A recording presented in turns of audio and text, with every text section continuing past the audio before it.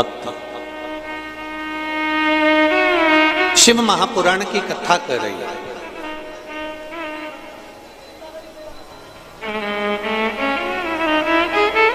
एक देवराज नाम का ब्राह्मण, जो ब्राह्मण कुल में जन्म लेने के बाद अपनी संगत से भटक गया था, अपनी संगत से भटक गया और संगत से भटकने के बाद वो शिव मंदिर में थोड़ा सा धन चोरी कर कर शंकर के मंदिर में जाकर बैठा।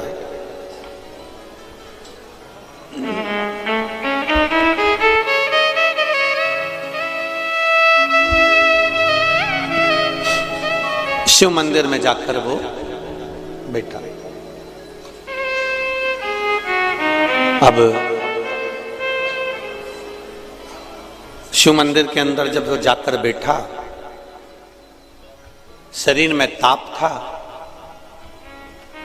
शरीर ताप के कारण तकलीफ भोग रहा था। एक ब्राह्मण देवता उसी मंदिर में बैठकर शिव महापुराण की कथा का वाचन कर रहे थे। ये सब कथा आपने इस व्यासपीठ के माध्यम से बार बार सुनी है, पर कथा का जो नियम है उसके अनुसार महत्तम का जो वर्णन है उसको हम श्रवण कर रहे हैं।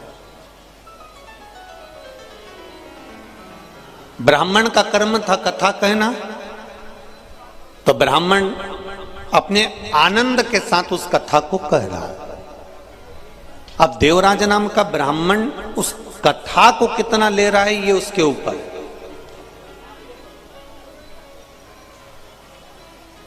देवराज नाम का ब्राह्मण उस कथा को कितना प्राप्त कर रहा है ये उसके हाथ में।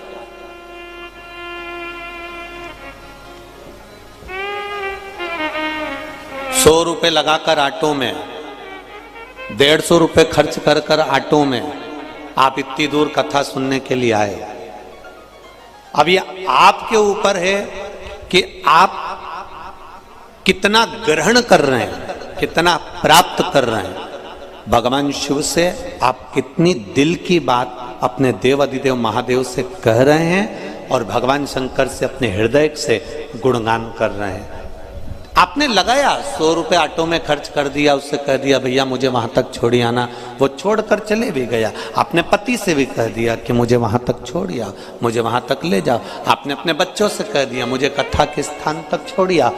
छोड़ने का काम उनका था, वो छोड़कर चले गए।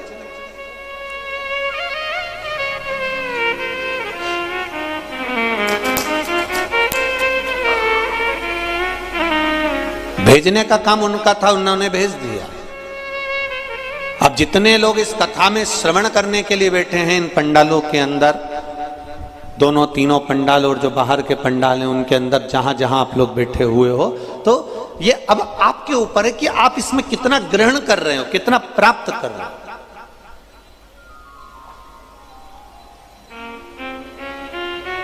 ₹21,600 श्वास प्रतिदिन मनुष्य के शरीर से निकलती है।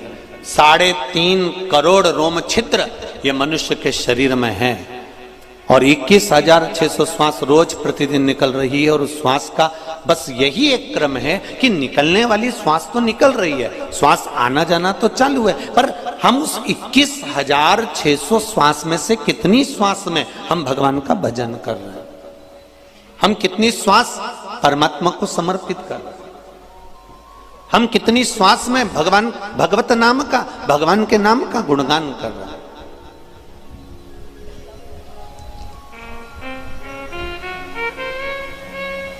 यहां मंडपिया से सांवरिया सेठ मंदिर से स्वयं सांवरिया जी पधारे हैं, ब्राह्मण देवता सांवरिया जी को लेकर पधारे हुए हैं, पुजारी जी खुद भगवान सांवरिया जी को लेकर पधारे हैं।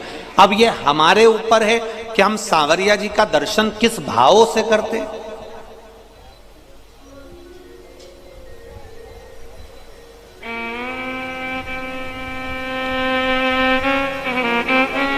हम किस भाव से भगवान को प्राप्त करते हैं। कई लोग ऐसे भी होते हैं जो मंदिर तक चले जाते हैं, जैसे देवराज नाम का ब्राह्मण मंदिर तक गया है, मंदिर के अंदर भी पहुंच गया है, मंदिर की चौखट पर भी पहुंच गया है, मंदिर के अंदर जाकर बैठ भी गया है, पर मंदिर के अंदर बैठने के बाद भी उसका चित्त नहीं लग पाया, उसका मन नहीं लग पाया, उसका हृदय नहीं लग पाया। पहुंचने से क्या है, पहुंचने को तो तुम कहीं पर भी पहुंच जाओ, पर दिल भी तो लगना चाहिए, हृदय भी तो लगना चाहिए, मन भी तो लगना चाहिए।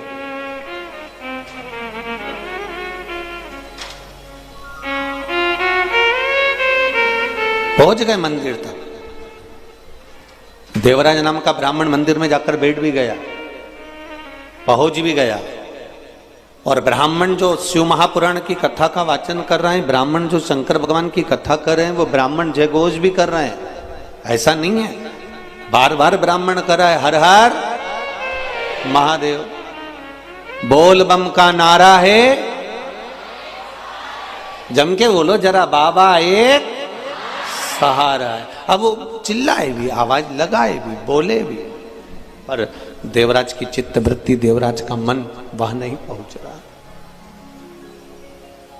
उसको तो ताप है शरीर में, कष्ट है उसके शरीर, मन नहीं लग पा रहा उसका, हृदय नहीं लग पा रहा उसका।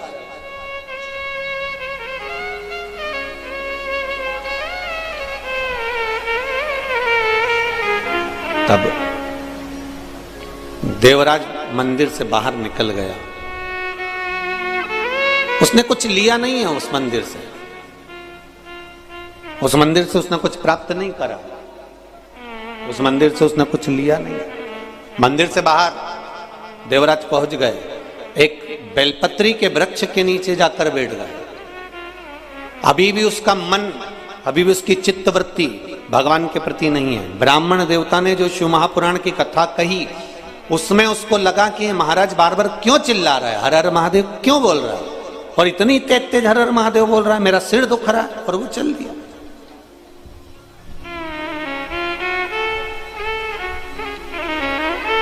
शिव महापुराण की कथा एक बात बहुत अच्छी कहती है।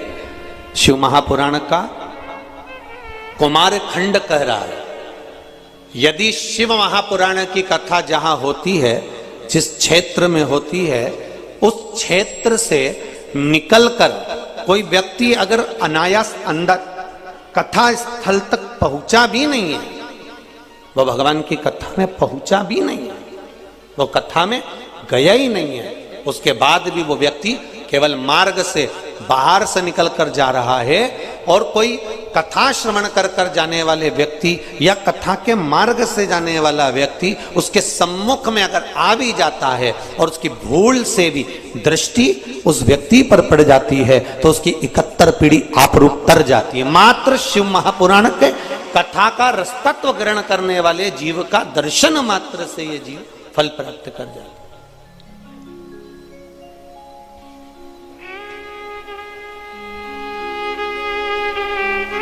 अब इतने सारे आप लोग पधारे हो, ढेर, अब इतने सारे आप लोग आए हैं कथा सुनकर। जिस ऑटो में बैठकर जाओगे, गाड़ी में बैठकर जाओगे, कोई अगर कथा में नहीं भी आया ना, तो वो गाड़ी में बैठे हो ना, तो उस गाड़ी में भी अगर तुम्हारे कपड़े का स्पर्श भी हो गया, तुम्हारे से छूकर कोई हवा उस तक पहुंच भी गई, तो अब जरा विचार करो, इतने आए हो, और जो बड़ोदरा के नी भी आए ना, ये निश्चित है शिव महापुराण की कथा उन तक का कल्याण करने वाली है। क्योंकि कहीं ना कहीं किसी ना किसी रूप में ये पवन, ये हवा, और आप जिस मार्ग से, जिस कॉलोनी से, जिस सोसाइटी से, जिस रास्ते से आए हो, वहां तक तो जाओगे, अपने घर तक तो पहुंचोगे। और ऑटो वाला कहां तक छोड़ देगा तुमको? नीचे तक, बिल्डिंग तक तो जाओगे। उस बिल्डिंग तक पहुंचने में भी तो 8-10 घर पड़ेंगे। 8-10 घर में तुम्हारे पांव की रज तो गिरेगी, और गिरेगी तो कल्याण तो करेगी। अभी की कथा हुई थी इंदौर में, तो हमने कहा था वो कोरोना की जो बीमारी होती है ना, उसकी जो कोरोना का जो इन्फेक्शन है, जो बीमारी है, काय से फैलती है? छुआछूत से। तुमने कोई का कपड़ा छू लिया, बीमारी लग गई। बोलो सही है कि गलत है? अरे जम के तो बोलो, सही है। तुमने कभी हाथ लगा लिया, बीमारी हो गई। कोई गेट छू लिया, बीमारी हो गई। हॉस्पिटल का कोई सामान छू लिया, बीमारी हो गई। सब्जी का बैग उठा लिया। इसलिए पहले जब जैसे ही कोरोना चला तो पहले ही मना कर दिया कि साफ बंद कर दिया। बंद करने का कारण क्या था? तुम्हें घर में लाकर बिठा दिया कि तुम कहीं जाओगे नहीं तो छुओगे नहीं। पर फिर भी लोग इतने चतुर हैं, इतने चतुर हैं कि इनका तो मन ही नहीं करता ना बिगर जब तक घर से नहीं निकल जा। तो कैसे भी मैं अब भी घूम के आया, भले कोई नहीं निकला तो भी गाड़ी से भुड़ भुड़ करके। अब कह रहा मैंने तो किसी को छुआ ही नहीं। कहां गया था? बस बाजार। पेट्रोल पंप चालू था, हाँ। पेट्रोल डलवाया, हाँ। मैंने तो किसी को छुआ ही नहीं। पेट्रोल डलवाया,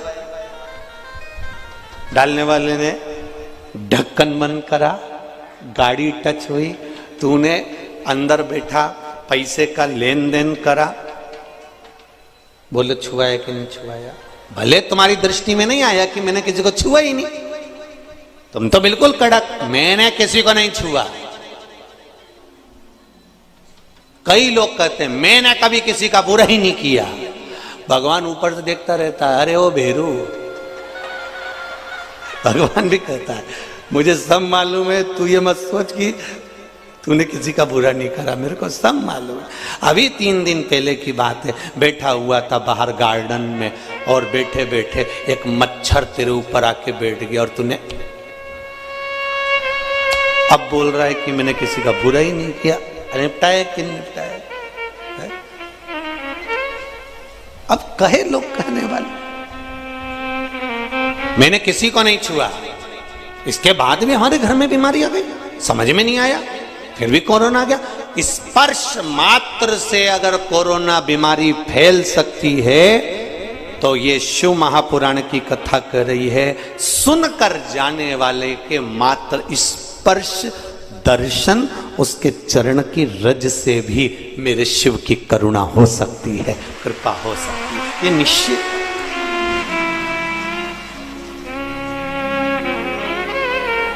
बिल्कुल निश्चित।